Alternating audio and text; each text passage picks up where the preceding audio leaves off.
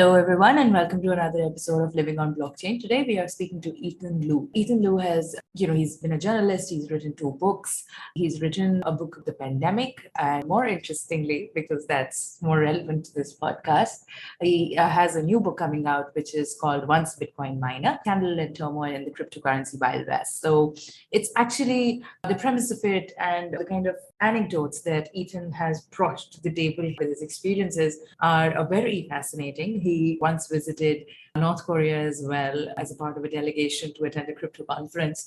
So I do believe that this was a real fun conversation, showing us another side to North Korea as well. So yeah, let's deep dive right in. Hi, Ethan. Thank you so much for taking out the time to speak to me today. How are you doing? I am well, Tarusha. How are you? I am good. Thank you so much for taking up the time. Now, just for our listeners, would you like to give a little bit of background about yourself? Right. So I am a journalist. I write a column in this Canadian newspaper called the Financial Post. For that, I wrote for Reuters, and I think we all contain multitudes. So I am also a bit of a crypto guy. I invested in Bitcoin in 2013, and Nice. I wrote a book about my journey. It's been quite a wild ride, and it's called Once a Bitcoin Miner.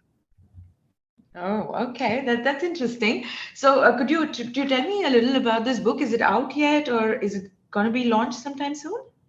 Yeah, it just came out, and Okay. it's basically about my adventures in this space, starting out investing. And I have met one of the co-founders of Ethereum, and I ended up in North Korea with Virgil Griffith, who pleaded guilty to Wow. helping North Korea in September. And so it's Mhm. a narrative nonfiction, and I think lots of books, they tackle this crypto idea from the perspective of monetary policy or computer science. But here, I try to look at it from the perspective of the human condition. Right. Wow, that's very, very interesting. Like, so, I can just go on Amazon and order your book. Like, is that possible? Yes, but I would tell people that try to order it from your local independent bookstore. They all have the same Right. distribution system. So I'm a little against this whole big tech dominance. Yeah, that's true. That's true. That I can understand. It's available on your website as well, right? ethanlu.com. You can directly buy it from there too. Does that take you to Amazon, or do you have like? Yeah, the Oh, link on okay. my website actually takes you to Amazon, but Okay. Okay. there So there is another yeah. link to a Okay. crypto shop. So there's a shop in Canada that actually accepts Bitcoin for it. Right. Oh, wow. That's very interesting. Okay. So, it'll be great if you could share that link perhaps after this recording and we could put it in the description here. And, our listeners can get it through that particular link if that particular bookstore is shipping it. Otherwise, if they're local there in Canada itself, then they can, go and get it with Bitcoin. So that'd be like uber cool. Sounds good.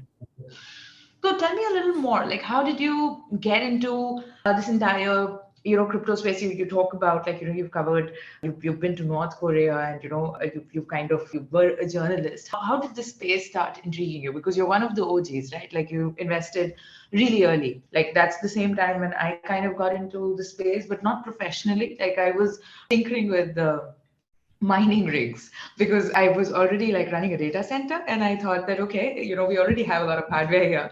Let's see what can we do with it. And that's the same time around when I got into this space. But I would love to know a little bit more about your journey. Yeah, your story about the data center, that's very fascinating because I think we all have different such stories. Everyone has a different journey. Yeah. And for me, it actually started on the dark web. So this one time, my friends and I, it was my second year of university, and we were just on the dark web, and just really for no good reason. It was my first time there. Just wanted to see what's up with Yeah. it. Yeah. And I saw that, what people bought and sold on the dark web, they were all using Bitcoin for that. That was the first time I heard of the name Bitcoin. Uh-huh. And but it took me a while. It took me like a whole year to actually start investing in it. Okay, okay, and but that is kind of what piqued your interest, and that's how you got into crypto. This is amazing. So a little more about your book, perhaps, so that listeners can actually, perhaps you can read out the blurb or something, a little more about it. Yeah. So in the beginning, I interviewed someone who would go on to be the co-founder of Ethereum, Anthony Diorio. Right. And that was one of the factors that made me invest in Bitcoin eventually. Hmm. But at the time that there was still no Ethereum.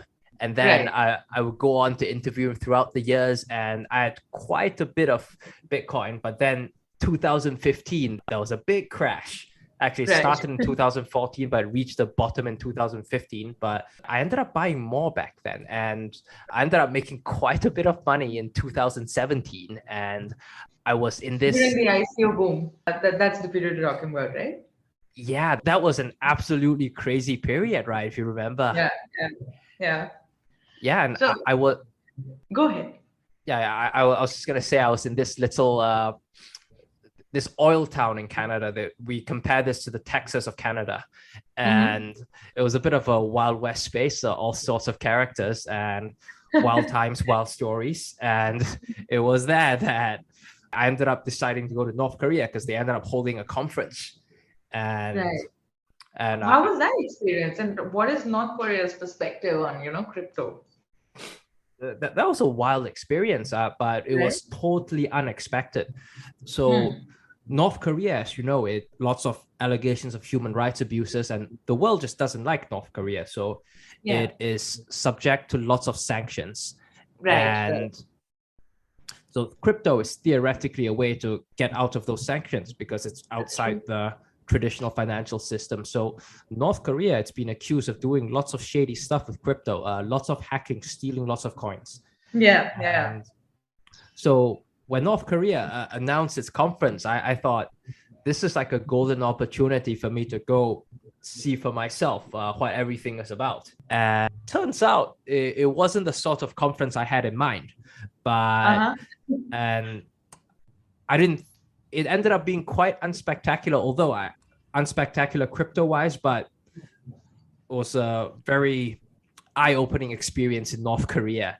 And Yeah. afterward, completely out of the blue to me at least, someone who was with me, Virgil Griffith, he is the head of special projects at the Ethereum Foundation. He got Mhm. arrested in Thanksgiving of 2019. Right, right. Okay.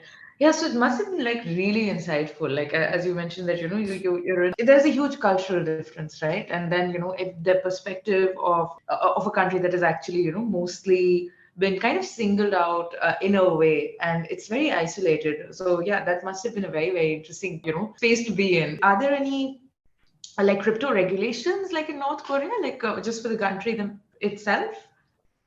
Oh, I don't think so because I don't think ordinary North Koreans they use crypto. Ordinary North Koreans they don't even have the internet, Right. but Yeah. the North Korean government it's been accused of because North Korean hackers they are well known across the world. North Korea is Right. actually very good at hacking. They rank among Hmm. like China and Russia, and so they have been accused of stealing lots of coins. And so I thought at the conference we were going at least like taking presentations from the North Koreans. We thought we'd get to interact with their crypto people, but it Right. turns out that they told us that we were supposed to be the presenters to present to the North Koreans. Okay, that's quite a turn of events. Okay. How I did know that go?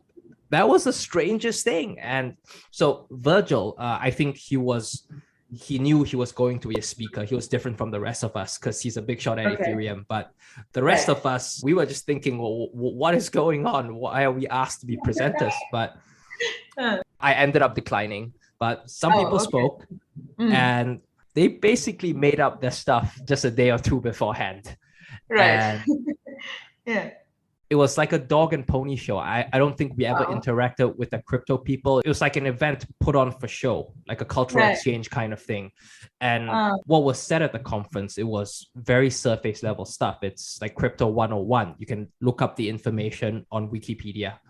okay. And The very basic, basically. They were just trying to cover the very foundational grounds. yeah, so that was why I was very surprised to see Virgil Griffith arrested. And he was accused of helping North Korea evade sanctions by delivering that talk. Wow. Okay. Okay. So it kind of obviously didn't end well there on that level, but it's good that you got like a newer perspective perhaps. So, but yeah, it's unfortunate that you didn't meet anybody who was involved in crypto, because that would have been really really interesting, right? Because again, very isolated country, so I'm assuming that it would give a very nice different perspective. Oh yeah, but in retrospect, I don't think that they would show that really highly secret crypto stuff to just Hmm. random foreigners like us. Yeah. And but this is also why I think Virgil Griffith, he might have broken the letter of the law, but I don't think he should have been prosecuted in this way, particularly given that I don't think he actually benefited North Korea in any way. Right. Yeah. Okay. There's a lot of like opaqueness, when it comes to North Korea and how people sort of perceive North Korea. Like everybody loves hating that particular country, and again, there are some people who say that obviously it's been, oh, the kind of perspective that the Western media, the spin that the Western media puts on North Korea might be a little exaggerated. But then again, it's these are all claims. It's all speculation, hearsay from, the one side has a take and, everybody else has another take. So you've written another book, right? During the pandemic, you've written a book called Field Notes from a Pandemic. How did that come about and what is that about? Right. So that book was a complete accident. So this current book, the Bitcoin book, it was supposed to be out last year, but at the Okay. beginning of the year, I was traveling, and this was like a day before the first city was quarantined. It was a day before they sealed off Wuhan. Right. And so my grandfather at the time was dying, and I was on the plane, and literally while I was on the plane, they sealed off the city. And so I just arrived to a totally different world. And Right. so, yeah, feelings from my travels amid the pandemic. Wow, okay. That's so scary, right? But the pandemic has kind of changed traveling entirely. I think for so long, for people like us who used to travel a lot, where we were kind of just stuck at home, and so your take is obviously it's more scarier that the while you were en route, the city was kind of locked up. So then exactly what were you quarantined? How did that go? Oh no, I didn't go to Wuhan. I was going to like a city outside Beijing. I Okay. when Wuhan was quarantined, like I guess the whole country was put on alarm, Yeah.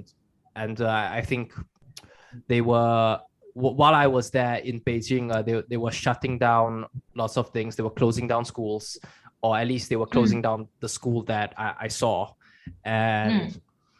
restaurants, they were stopping people from dining in. But quite honestly, I would say that because I lived through SARS in Asia, and I Mm. thought this wouldn't be worse than SARS. I definitely did not expect it to engulf the world that in the way that it did. Yeah, I think none of us saw that coming. I think, even I've lived through SARS in Asia, and, we kind of initially that is the perception that was created by the media as well, right? That it's gonna be like SARS and, it'll be contained. But then it kind of obviously got away from all of us and it's been really hard. So okay, now to, perhaps happier and better things. Tell me about, your opinion on all of these new things that are, popping up in the crypto space since, you've been around for a really long time. What is your take on NFTs and the metaverse? Well, I am very optimistic about crypto's role in this Mm. because like we talked about earlier in Amazon, I'm very wary of big tech dominance. And I Mm. think when Facebook announced that it was changing its name and going into the Right. metaverse, I think that is something quite scary because Facebook, it already dominates our lives in so many ways. All these Yes.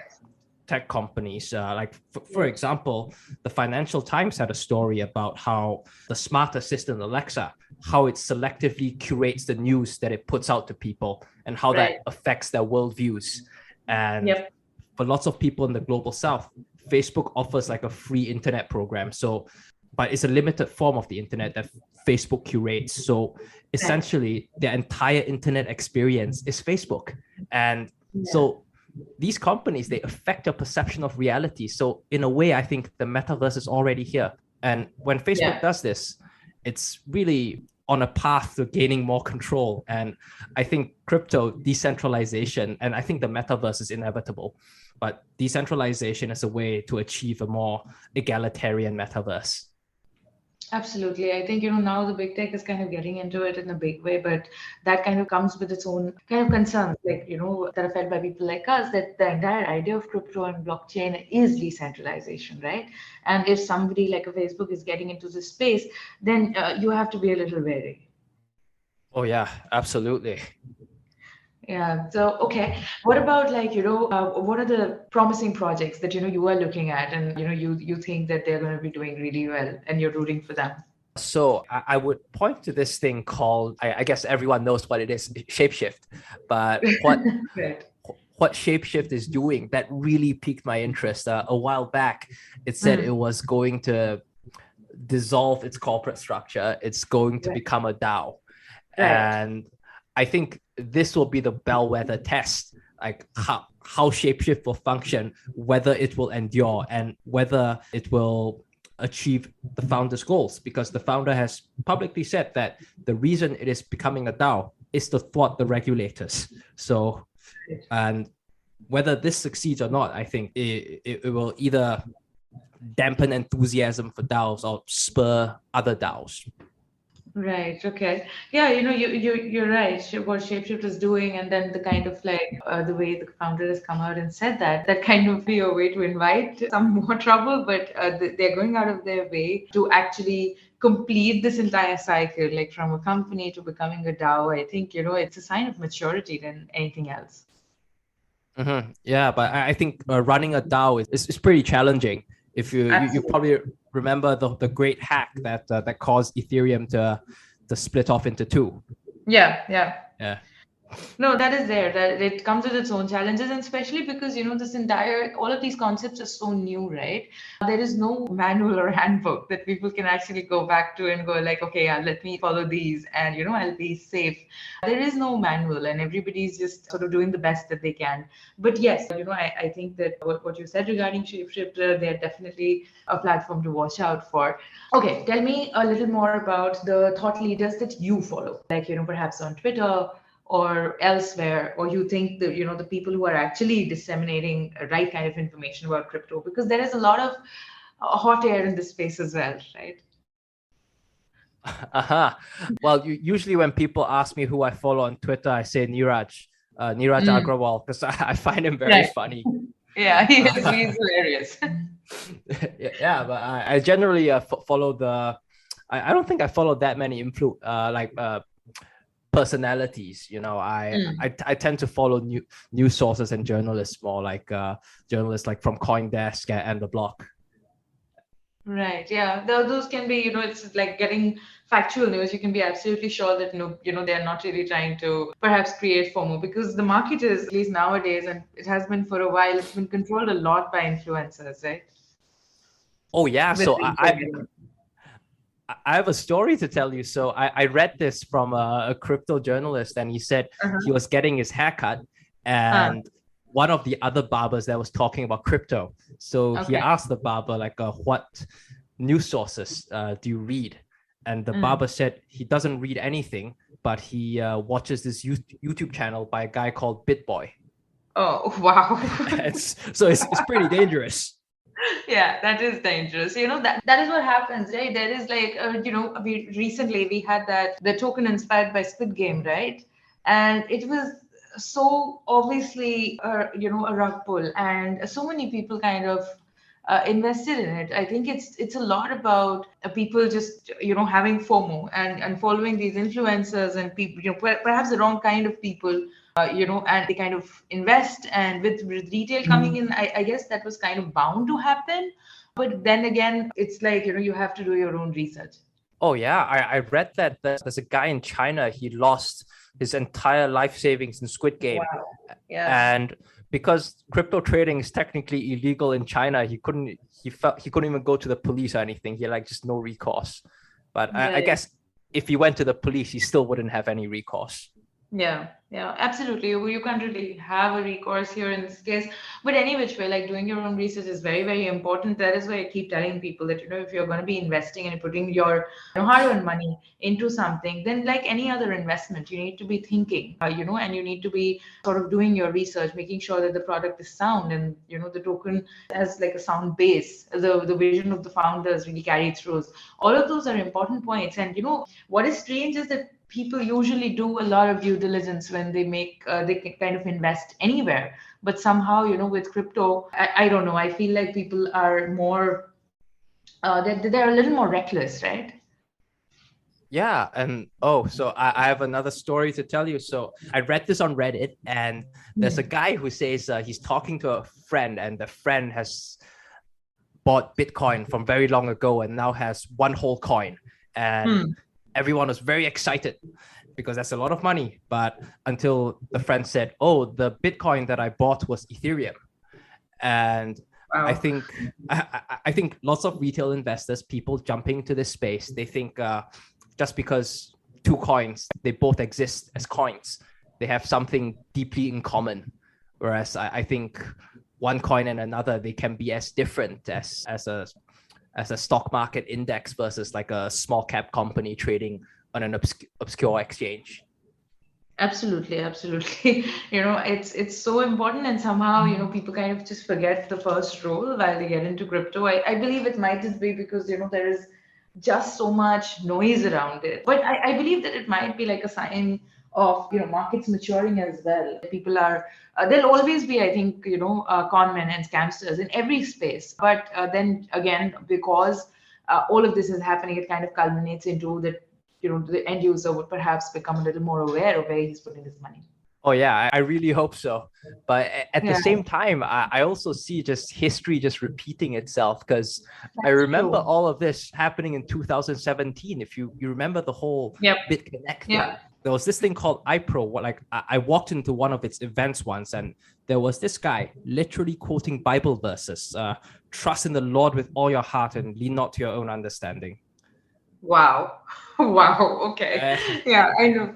But yeah, you're right. The kind of hype that we have seen, I think it's basically cyclical that, we keep seeing this kind of hype being created, and then there is boom and then there is a bust. But I'm still hopeful that, people are, because now there is more retail interest. I feel that, people should become more aware as well. And I can only hope that they do, because otherwise crypto gets a bad name. oh yeah, absolutely. I definitely hope so. So now, Ethan, for people who are perhaps peering in from the outside, and they want to perhaps get into crypto and blockchain, what would be your two three suggestions for them to not feel intimidated and do this right, to start living on blockchain? Well, I would say that I think going into crypto, if you invest in established coins, Mm. that's one level up, like one step into the unknown from traditional investing. And within crypto, if you want to move into like Shiba Inu or something like that, that's one level up from, say, Bitcoin and Ethereum. So Right. I would always encourage people to jump one level, but you probably should never jump two at a time. That's really sound advice. What about the people who are, intimidated by this space? They feel that it's just for the nerds, and they don't seem to feel that they'll find space in it. Mhm. Well, I think I would say that I think most people they can't explain what SMTP is, Right. but you use that every day in your email protocol, and Exactly. so Yeah. perhaps you don't need to understand all the nuts and bolts, like what is an electron and which way does it flow in the wire. Mm. I don't know, but I use Yeah. electricity. So Right. Yeah. maybe people need to see the utility rather than hear the technical explanations. Yeah, you're absolutely right. I think that is something I say a lot as well, that, you don't necessarily need to understand all the, as you said, nuts and bolts in crypto, but, you can understand how much it's sort of solving a greater problem here by creating this parallel economy and, something that to counter the traditional financial system that is already there. So I think that, we would reach that point of mass adoption, perhaps, when the entire experience for the end user is seamless and they don't even know that they're actually doing something that is using blockchain at the end. What do you think? Oh yeah, like well, I wouldn't cite this as a positive example, but this is an example of I think the central bank digital currency in China, and I don't think it actually runs on a blockchain, but people are gonna use it every day, and then they without necessarily knowing what's under the hood. Absolutely, absolutely. So, what do you think is going to be the next big thing in this space? Any guesses? Well, Anything that you'll put your money on? well, since I just brought up China, I don't think this is something that you can put money in, but I think central bank digital currencies are going to be a big thing because there is a geopolitical implication in that as well, because that is something that erodes dollar dominance. That's true, I think. But CBDCs, that they're like, it's like going down a slippery road, right? I feel that kind of takes away a little from the decentralized aspect also because of certain kind of executions that we have seen, like you gave the example of China. But interestingly, what you were just saying regarding to counter the dollar dominance, I do believe that CBDCs are going to become really big.